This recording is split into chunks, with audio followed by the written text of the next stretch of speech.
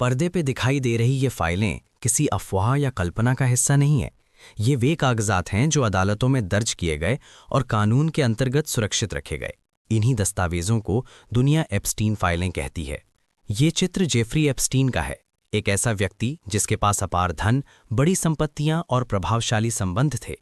लेकिन ये चित्र केवल एक व्यक्ति नहीं दिखाता, ये एक आपराधिक जांच के केंद्र को दर्शाता है। ये भवन कोई प्रतीक नहीं है, यहीं पर एप्स्टीन से जुड़े मामलों की कानूनी सुनवाई हुई। सामने दिखाई दे रहे कागज अदालत में जमा किए गए आधिकारिक अभिलेख हैं।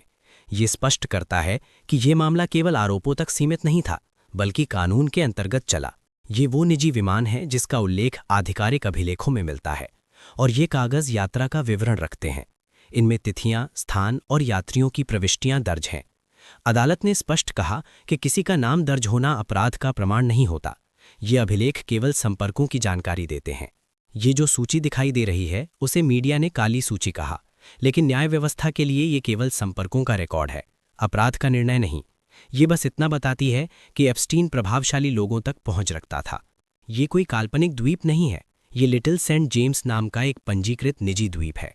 इससे जुड़े भूमि अभिलेख, कर्मचारियों के बयान और अन्य विवरण जांच का हिस्सा बने। ये स्थान कागजों में दर्ज है, कल्पना में नहीं। ये जो बयान दिखाई दे रहे हैं, ये इंटरनेट पर कही गई बातें नहीं हैं। ये वे लिखित घोषणाएं हैं जिन्हें अदालत में शपथ लेकर दर्ज किया गया। इन्हीं बयानों से इस पूरे मामले की सबसे मजबूत नींव बनती है। ये वही जेल है जहां एप्स्टीन हिरासत में था, और ये रिपोर्टें जेल की निगरानी व्यवस्था और प्रक्रियाओं पर सवाल उठाती हैं। मृत्यु पर आधिकारिक निष्कर्ष दिया गया, लेकिन अभिलेखों में संदेह भी दर्ज है। ये चित्र एक बात स्पष्ट करता है, एप्स्टीन फाइलें अफवाहों का संग्रह नहीं है। केवल वही सत्य माना जा सकता है जो दस्तावेजों और अदालत के अभिलेखों में दर्ज हो। ये कथन किसी को दोषी घोषित नहीं करता, ये केवल ये दिखाता है कि जब दस्तावेज और अभिलेख एक साथ आते हैं तो सत्य स्वयं सामने आता है, और न्याय की शुरुआत हमेशा साक्ष्य से होती है।